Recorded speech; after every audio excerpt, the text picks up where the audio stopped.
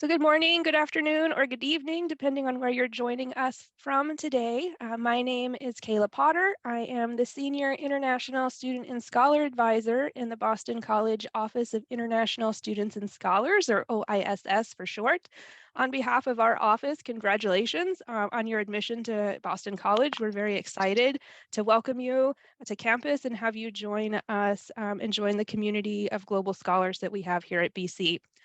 As international students, we know that there are some significant hurdles that you have to face to be able to get here on time and get started for classes, whether it's getting admitted and then getting your visas and arriving in the United States on time, and then finding a place to live once you're here. So we are very glad to welcome our great colleague, Andrew Klopstein from the Office of Off-Campus Student Living, who will share with us more information about the rental housing market in Boston and how to navigate that from abroad. So I will let Andrew take over from here. We are very welcome to address questions, but we will ask that you save those questions for the end, and then we can take all of the questions then. So thank you so much, Andrew. Yeah, thanks so much, Kayla. Thanks for having me, everyone. Really appreciate the time that you're giving today to learn more about the off-campus housing search in the Boston area. As Kayla said, let's save all the questions that you have for the end. You're welcome to submit them through the chat to either me or Kayla. I don't really have a preference.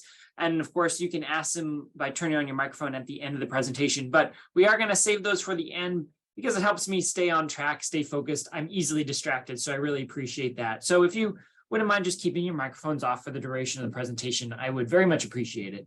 Additionally, you're welcome to keep your screen on if you'd like. Just make sure that anything in your background is appropriate for this public setting. And if you do have a lot going on in the background, just be mindful of that because, again, folks can get distracted like me.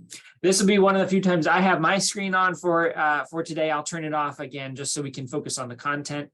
But without further ado, let's dive on in. So off-campus student living is housed in the Office of the Dean of Students here at Boston College. We're in Maloney Hall. You can find us at any point in time. We're in every day of the week. I have been at BC. This is my 8th year. I'm getting ready to start my 9th. I started as a graduate student and have worked both on campus and off. And I can tell you, as a person who lives off campus, anything about the experience. I've lived in a number of different neighborhoods. Right now, I'm located in Somerville, Massachusetts, which is north of the Charles River by Harvard in Cambridge.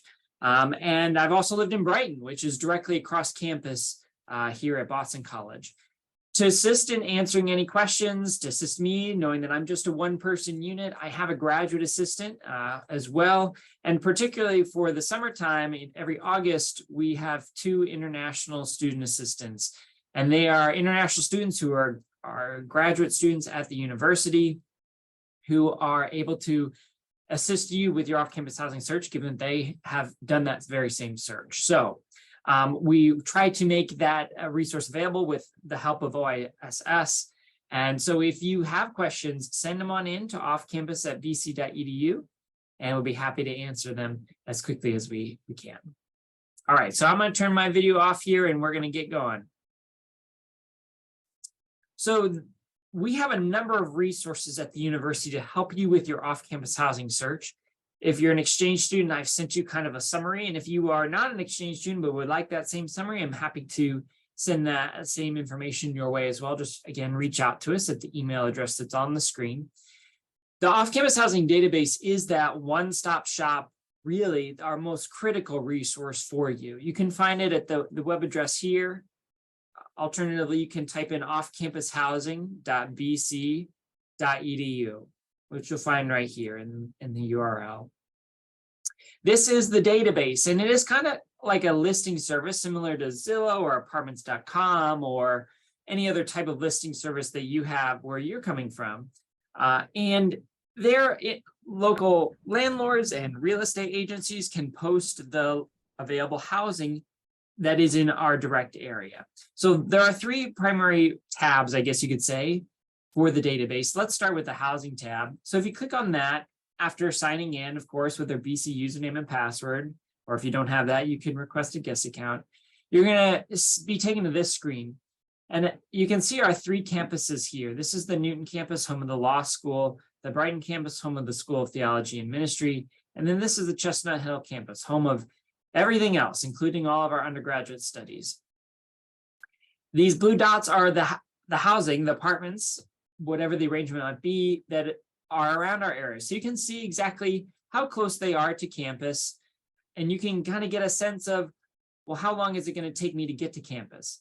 One really great tool, and one of the things that I see international students kind of overlook is how long the commute time will be from their off-campus apartment.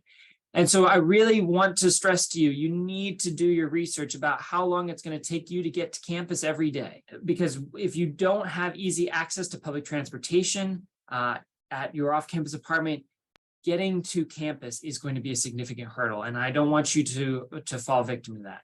So one of the great tools we have on this map here is if you click the map tool, you can click these right here are our bus shuttles. So our Boston College free bus shuttle that you can hop on. You can see what routes they're running and where they go in and around campus. And you can chart out exactly how long it might take you to get from this apartment to Commonwealth Avenue to hop the bus, or to the other side of Com Ave to hop the bus here and get on into campus. You can also pull up public transportation as well, but I think the map gets kind of confusing there. So I just wanted to highlight that we do have that available for you. And it's going to be really important that you Google, or whatever resource you have, how much time it's going to take from an apartment to get to campus. All right, so let's say you're interested in a listing. Let's just pull one up. I've pulled up the Overlook at St. Gabriel's. You can click any of these listings here. This is a luxury apartment complex. It is, as a result, much more expensive, but some really great amenities. I like to pull it up because I think the stained glass is really pretty. These listings will have 3D models potentially. They'll have recorded video tours. They'll have plethora of photos for you to take a look at if you're not going to be able to conduct your search in person. And you'll see that the different apartments that they have available, you can look at any models. They'll note when it is available. And importantly, I want you to take a look at the apartment description here. For most listings, this is where you're going to get a real good sense of what the unit is, the nuances of the space. It'll have a lot of great information. And again, to our previous point, it'll show you how long it'll take you to get to the main Chestnut Hill campus, if that's the one you want to go to. You can, of course, select which campus you want and which method of transportation you want. So again, really important that you chart this out, because I have seen students have a really difficult experience if they are too far from campus and haven't planned this out accordingly. If you are interested in this space, for example, you can reach out to the management company, the landlord, the rental agent, whomever's listed it, directly through the database, again, after you've signed in. Or you can give them a phone call if you'd rather do that. Or if you just want to save it for later and come back, you can heart it and it'll save it to your profile. So a really great resource, again, that we've kind of tailored to our BC community. One of the best ways to reduce costs, as you can see, costs for this apartment complex, this luxury apartment complex, so again, going to be higher than some others, is to reduce your cost by having roommates. And so if you click the roommates tab here, it's going to take you to this page. It's essentially kind of like a dating service almost, but only for roommates, in which you can find roommates that you think will be compatible with your living style. Take a look at these filters on the right. Those people that have a place, they have a vacancy, an apartment that they've already rented, and they want somebody to come live with them in that vacant room. You can filter out exactly who that might be, like this person here. They have a place and they want to fill a vacancy in it. Otherwise, the other folks are in need of both a place to live as well as roommates to live with. So you can filter them out here. And really a bunch of other preferences about who you want in a roommate. Now, as you can see, there are not just Boston College students who are listed here, because you are not restricted to living with only Boston College students. You can live with whomever you like. I would say if you're going to live with a non-BC student, most often we see students living with Boston University students, just because the campuses, our two campuses are directly along the Green Line, our train system, along Commonwealth Avenue. And so if you pick an apartment that's halfway between BU and halfway between BC, it might be a really good fit for everybody involved.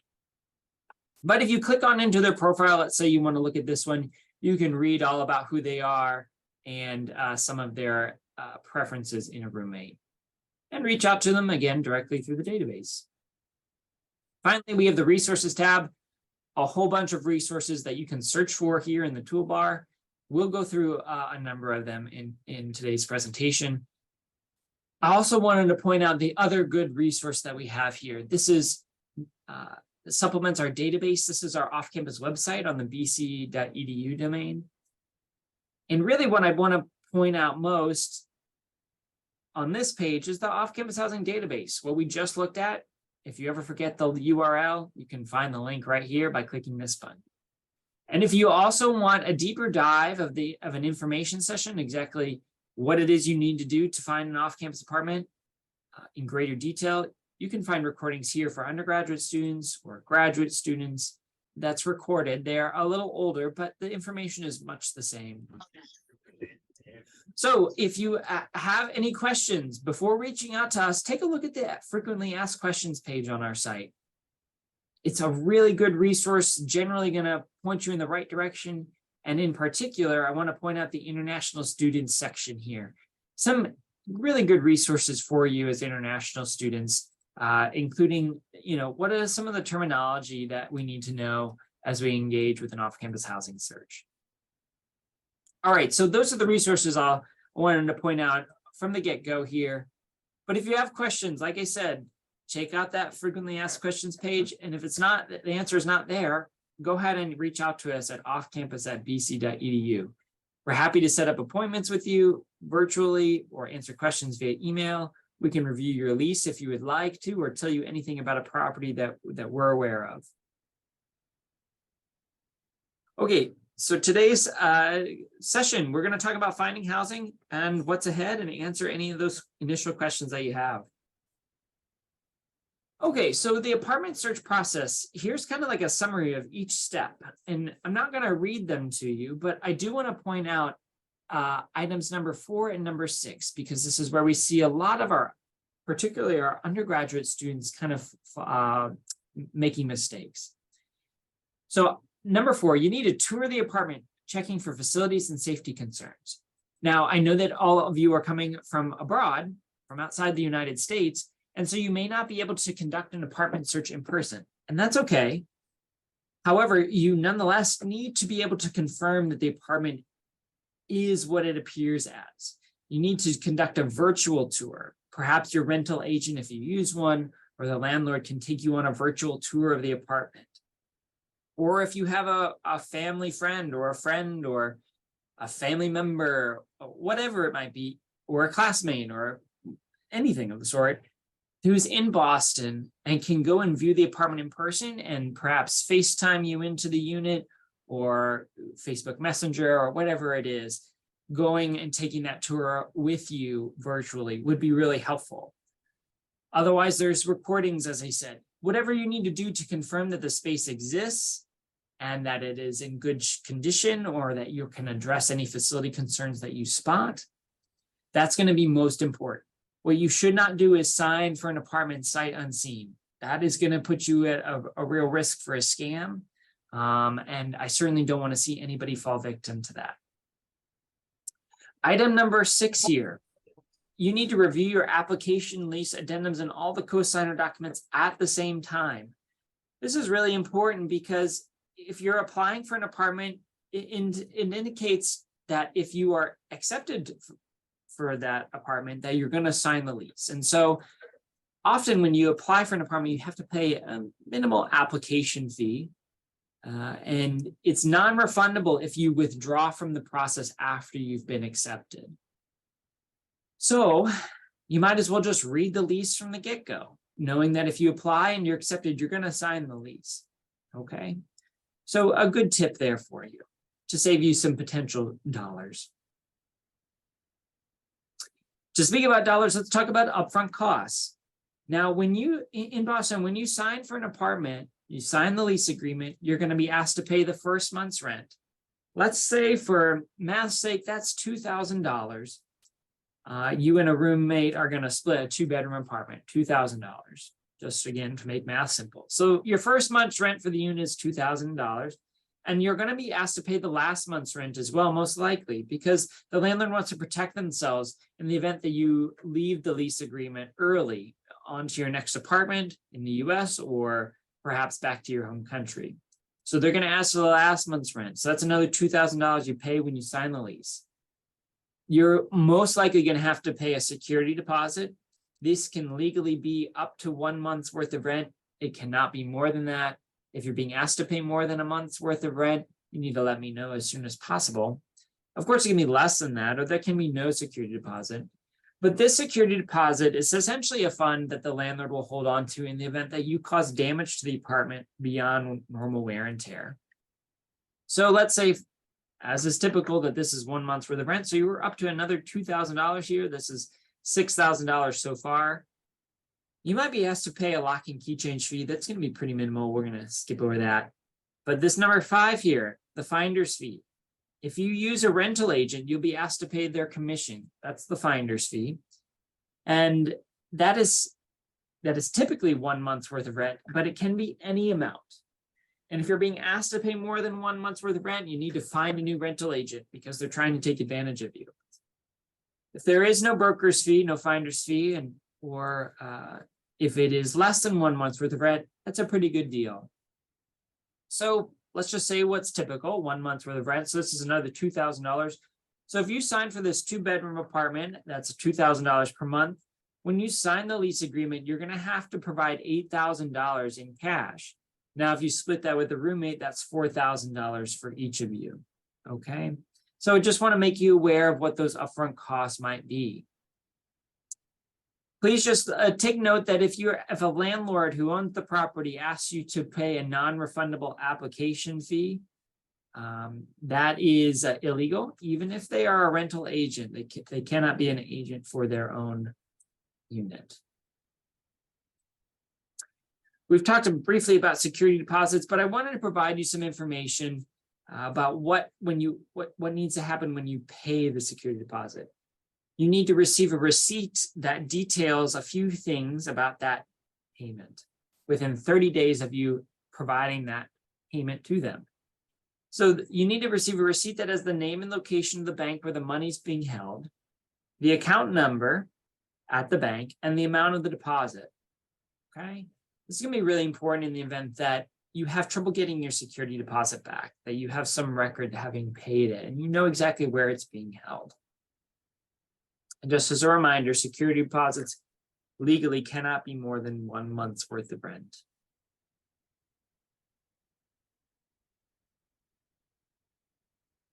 All right, and we've also talked about rental agents here during the upfront cost section. But what I did want to point out is that we have the local agencies in our area that post to our database. We have them listed on our off-campus housing database. And these folks can be really helpful for you, especially if you are not able to come to the United States prior to the start of the term to find an off-campus apartment. They're going to make that process a lot easier. They're going to be able to pull up listings that may not be on the database, and they're going to help facilitate the lease signing process. Now, these agencies are probably more trusted than just any agency that you find in Boston because they post to our database. We have some element of control over their business practices because they post to the site. If they're conducting unethical business practices, for example, we would be able to address that with them or potentially ban them from posting with us in the future. The same goes with any listings that are on our database. With all that being said, though, our site is not free of scams. They do pop up. And so it's going to be really important that you vet the apartment appropriately, that you do your due diligence, that you ask good questions about whether or not this is a legitimate listing. But if you are to use an agency, I would really recommend using any of these folks here. They're going to be really helpful. And you can reach out to them, finding their contact information here. You can send an email, or you can see, just an example of a single listing that they have posted on the database, though many of them have a number of listings. So again, a really good resource for you might be a rental agent, can really help facilitate that process of renting an apartment. So I wanted to pull up the rental cost comparison here. This is a document found on our database on the resources tab, and it's an estimation of how much money you might expect to pay for an entire unit based on where that unit is located in the Boston area and the type of accommodation. How many bedrooms are there, excuse me. So let's say you want to live in Brighton in a 2-bedroom apartment. You can generally expect that apartment to cost between $2,400 and $2,700. Of course, there's going to be apartments that are on the lesser end of that range or outside the range, and likewise higher end and on the outside of the higher end of that range. But this is just, again, an estimation. It's our best way to help you get a sense of what might you pay. And you'll find, again, this document on our database. This lower half here is really kind of an estimation of your individual cost across all of our Boston neighborhoods and suburbs, etc. So we really kind of focus here on what's the specific accommodation on a low, medium, and high range. And so let's say, for example, you're looking to live with others in your own room. Well, you can probably expect to pay about $1,500. So you have your own bedroom, but you have roommates who have their own bedrooms. And so again, this is an estimation of the individual cost. So you can find that on the database by searching rental cost comparison. So I've circled $1,500 here because this is what I see a lot of students who live off campus wanting. They want to have their own bedroom, but they do want to live with others to try and help keep those costs down. However, what I would say is that a lot of our undergraduates in particular, what they experience by living on campus is that they have a direct roommate. This is somebody who they share a bedroom with. And that's going to be certainly the best way to reduce your costs. And as you can see, it's going to be running about $1,000 if you have a bedroom that you share in the off-campus community in an apartment. So again, great way to reduce your costs. There are other sort of arrangements we can help brainstorm. For example, if you are here, if one of your friends is coming in and is living in the apartment for the full year, but you're only here for the semester, potentially you could share their bedroom for that semester, help them reduce their costs, and then you return to your home country and that person stays, and then now they have their own bedroom. Again, a good way to help keep costs down. So it's an example of some of the arrangements we've seen before. So when you sign for an apartment, as you can kind of get a sense, there is a lot of money that can be involved here. And so landlords and property management companies are often going to ask for you to provide a guarantor. A guarantor is somebody who can guarantee to the landlord that the money will be paid that is owed to them in the event that you cannot pay it. Now, this can be difficult for international students because typically those guarantors need to be based in the United States, and you may not have a US-based guarantor. Additionally, you might not have US-based credit, and so that can be an additional hurdle. So some of the ways that we've seen international students work around the guarantor or the credit report requirements is to show your I-20 and your US savings account statement if you have one, as these documents, of course, have income information on it. Or you can offer a larger security deposit to help waive that guarantor requirement, to assure to the landlord that you have the funds, that anything that goes awry will be accounted for. They cannot ask you to pay a larger security deposit, but you can certainly offer it. And if you do need to make sure to document that transaction, you can also offer to pay several months of rent in advance. Again, you need to document that, and they cannot ask that of you. Of course, you can offer it. Otherwise, there are companies out there that will serve as a guarantor for folks. You have to pay for their services. Insurant is one of those companies. I have never used it, nor have I heard of students using it, but those services nonetheless exist, and so I wanted to make you aware of them. Can't speak to how they are as a company, but that could be an option as well. Now, if none of these options work for you, you may have to look for another apartment. Large apartment complexes are more likely to require a guarantor than an individual landlord, so may want to keep that in mind.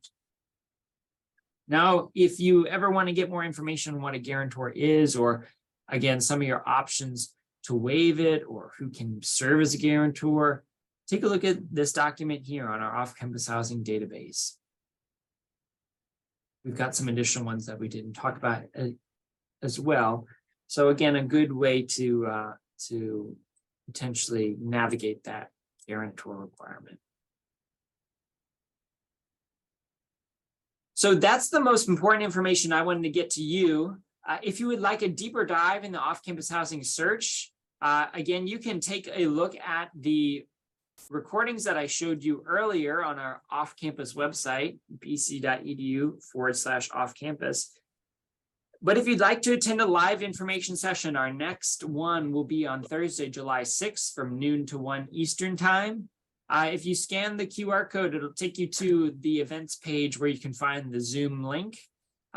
This is, again, an overview of the off-campus housing search from start to finish, and is a much deeper dive than what we were able to do today. All right, so I will happy to answer any questions that come through. I don't know, I haven't gotten any on my chat here. Kayla, I didn't know if potentially you have gotten any on yours. Sure. First, I just want to mention security deposits, if there's no damage, are meant to be returned to you.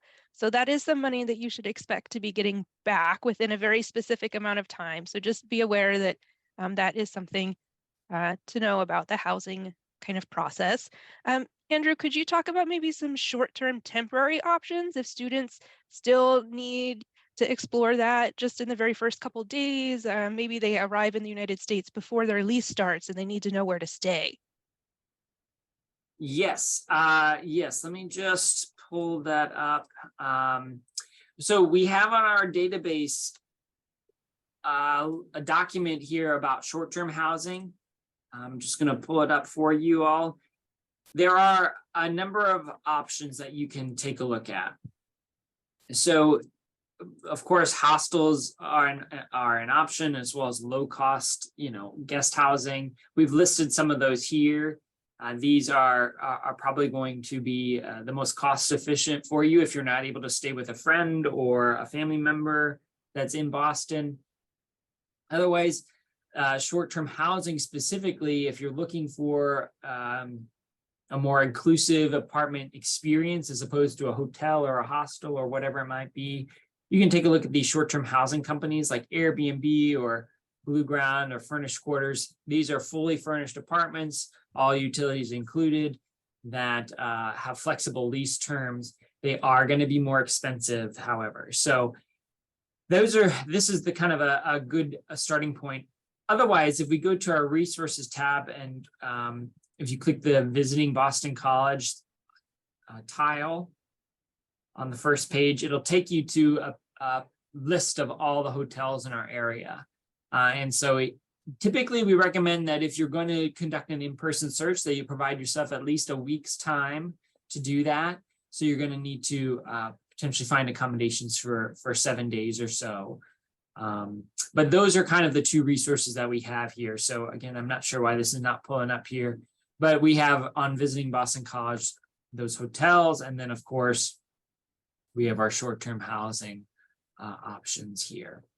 Great. But if you want anything like that, go ahead and email us and we can give you a recommendation. Yeah, so we've got a couple questions. I've heard of people signing a 12-month lease and then handing their apartment over to a new set of students. Is this a good option, and how does that work? It's definitely an option.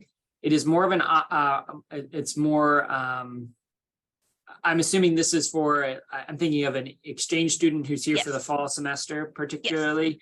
Yes. This is more so we see those fall exchange students doing this because finding a short-term 4 to 6 months for the fall can be really difficult. It's definitely an option. And I know students have done that every year. This is the case. However, it does come with some risk, right? Because you have to be able to find those tenants that are going to replace you. Otherwise, you're going to be paying out for an apartment for 12 months. It's for a good chunk of time that you might not be using it. So it's going to require some more work on your part to find tenants. But we, as BC students, allow you to post to the off-campus housing database. So if you want to list your apartment there, you can do that for free. And potentially I imagine there's going to be folks coming in the springtime from your home institutions that may be able to fill those vacancies as well. Great, thanks. So the next question is about timelines. When should we finalize an agreement with a landlord? And when should we expect to see the most number of units available? When should we be signing a lease? Things like that. Yeah. So you really need to be starting the search now, I would say. I'm moving myself to Dorchester, and so I'm conducting my own search at this point in time as well. I'd say you're going to find, you're probably going to get the peak number of properties coming online around July 1st. And then that you're probably not going to see as many after that, because that's the 60-day window between the September 1st start date, which is the normal lease start date in our area.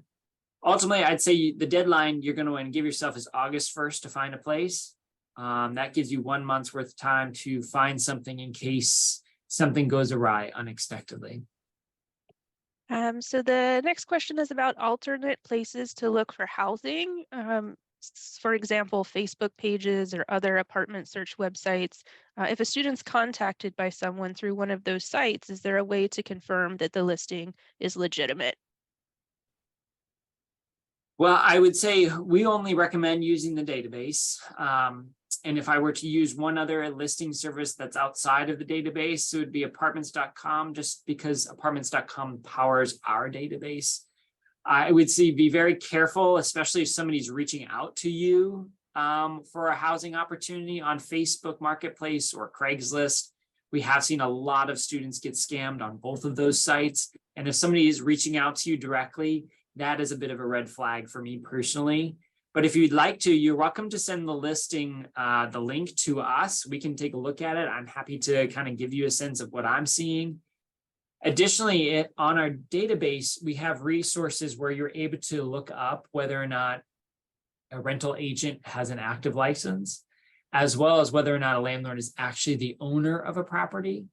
And so that is going to be a really important part of your vetting process. We're happy to do that for you, though. If you'd just like to send us an email with that information, we can quickly look that up and get back to you. But be very careful if you're going to use Facebook and Craigslist in particular. Sure. So to go off of that, are there other common warning signs or things to look out for that students should be mindful of? Yeah, if it's too good to be true, it probably is, especially if the rent is really low for what you would find for a specific type of apartment. If it's really low by comparison to what's on the rental cost comparison that we showed you, that's a huge red flag. Additionally, I often will see that those folks who are the landlords that are listing it aren't going to want to show you the apartment virtually or in person, and that they'll make excuses to avoid that. That's a big red flag. Those are the two big ones that come to mind for me right now. Great, thanks. There's some questions about graduate student stipends, and you may need to direct when you're going to receive those to your academic department, because it's a little bit outside of the scope of today's conversation. Although we do know that having that upfront money can be a challenge sometimes, and getting it transferred from a non-US bank to a US sort could take some advanced planning as well. So there are some other questions about how do you get the security deposit back at the end of your lease? Yeah, so at the end of your lease term, the landlord will then go into the apartment to look at the unit to see what any damage that you caused beyond normal wear and tear. So like a hole in the wall that you put there, that would be considered damage. They're going to then make those repairs and deduct that cost of repair from the security deposit. And within 30 days of the end of your lease, so your lease ends and then there's 30 days after that, they have to return a check to you. Or if there's, you're going to be in your home country at that point, you can make arrangements with the landlord prior to leaving to get those funds back. If you don't receive those funds back within 30 days, you need to let me know and I can guide you through kind of those next steps. But that's typically how the process should go. Great. So I think we've addressed most of the questions in the chat. If we missed any questions, please let us know. You're also welcome to turn your cameras on and ask the questions live if you would like. I do have a question here that was sent to me directly. So it says, I've been looking at a 3-bedroom apartments that have central air, which is not included in the rent, instead of traditional heat. Where can I find an estimate of what central air might cost per month for an apartment like this? So central air is pretty uncommon in our area. It's really primarily for new builds. And so that the central air cost would be factored into the cost of electricity. So central air conditioning would be factored into the electrical cost. I would simply just ask the previous tenants or the current tenants what their monthly costs were, or the landlord should be able to provide you an estimate there. Heat, if it's central heat, that's going to be probably factored into your gas bill. Really, central heat is kind of universal. So there's baseboard heating and things like that. Probably going to be your gas bill. And likewise, I would suggest that you ask the current tenants or the landlord. There is a way to make a request for information from the utility companies, but that can be a little more difficult. Ultimately, I would say you're going to want to budget probably around 10% of what your monthly rent cost is in utilities. So, you know, if you had a $900 month apartment as your share, you could probably factor in about $100 in utilities each month. Of course, there's going to be months that there's less than that and months that there might be slightly more, but it should average out over 12 months.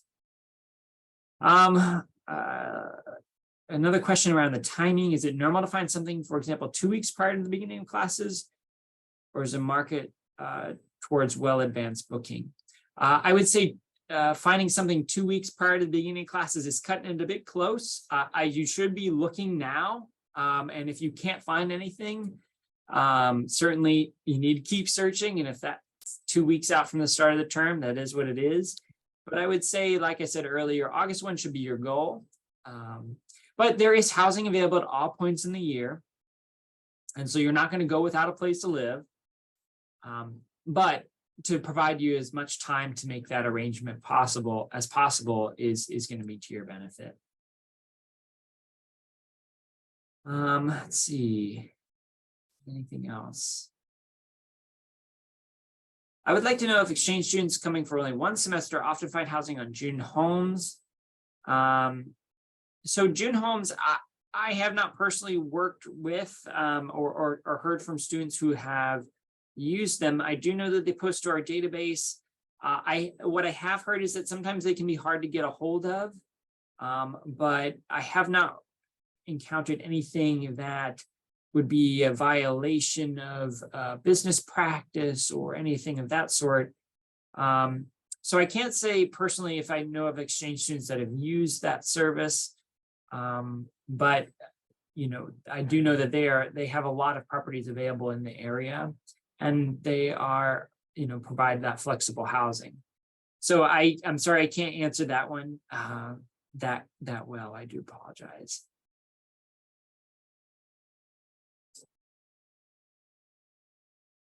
So that is that. I certainly can follow up with some of my colleagues around Boston and see what their students' experience with June Homes is.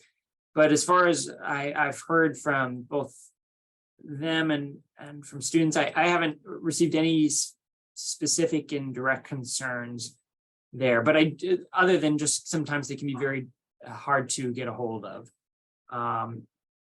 So with that, I think that's all the questions here. Anything else? I've not received any other questions, so last chance to ask a question now, or you could follow up with us later. What's the furthest away from campus that you would recommend living?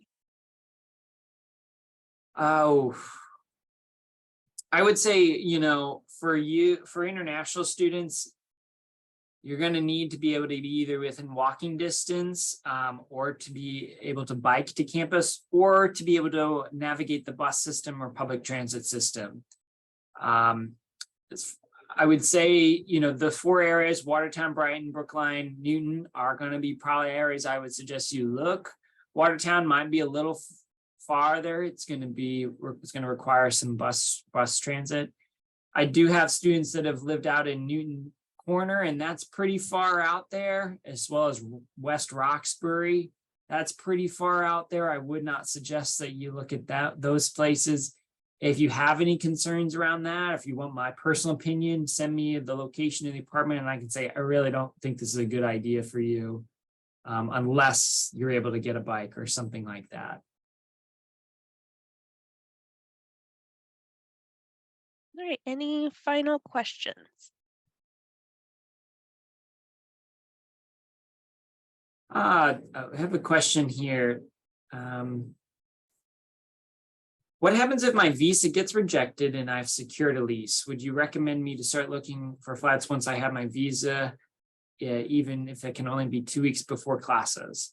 Kayla, I'm not sure. I can't speak to necessarily the visa rejection part. So if you're in the middle of your visa process, and if there are any unexpected delays or things like that, please contact the OISS so that we can follow up with you specifically about the immigration portion of this question. I think the question is like, if I've signed a lease in advance and then I have to break the lease because I'm not able to come to the United States, what does that process look like? Oh, I don't have any direct experience with that, so it doesn't, hopefully that's a little reassurance. It doesn't seem to happen too often. I would say you're going to really want to try to find somebody to take your space. The reality is if you're going to break the lease, and you're not going to end up coming to the United States, whatever you've paid to the landlord, you're not going to get back, because you have essentially broken the contract that you signed with them. So I would not expect you to receive any of those funds. Of course, it's unlikely that they would try to sue you while you are outside of the United States for breach of contract. So I wouldn't expect that would be a potential concern of yours. But you're certainly not going to get any of those upfront costs that you've paid back. And so I always would say it's probably going to be good to try and fill that spot with somebody else, but that's going to be difficult for you doing that internationally. So that's kind of like my unofficial opinion on it. Let us know and we can help direct you. I might know of students who are looking to live in a place and potentially could fill that spot. How difficult is it to sublet a place? If I got a place for 12 months, is this typical for exchange students to do?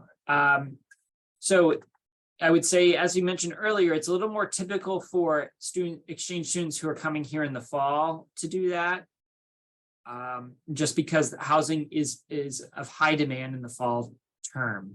We have more flexibility in the spring term. There are generally a good number of sublets available for the spring. And so exchange students who come for the spring typically would rather sublet a place for the specific semester that they're here. How difficult is it for you to find a subtenant if you sign a 12-month lease? It really depends on how much your monthly rent is and where the unit is located.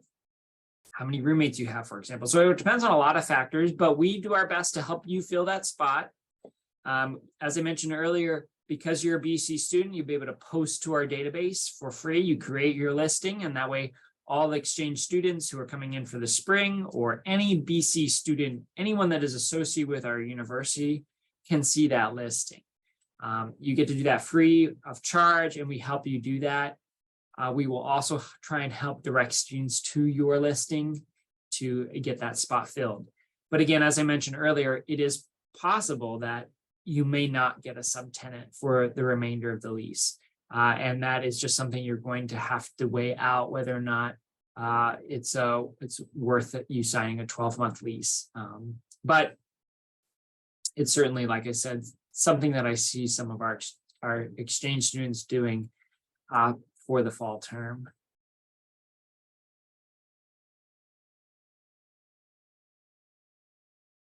Okay, any other final questions?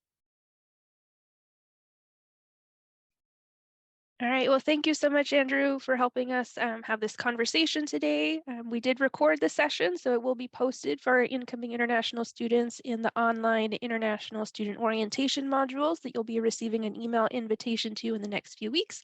And we're also going to share this recording with Andrew so he can put it up and make it available for students as well. If you have any other questions, please feel free to reach out to offcampus@bc.edu or to oiss@bcis@bc.edu. Let us know how things are going and how we can help. We're here to support you as you navigate this process, and we look forward to meeting you soon. Thank you so much, everybody.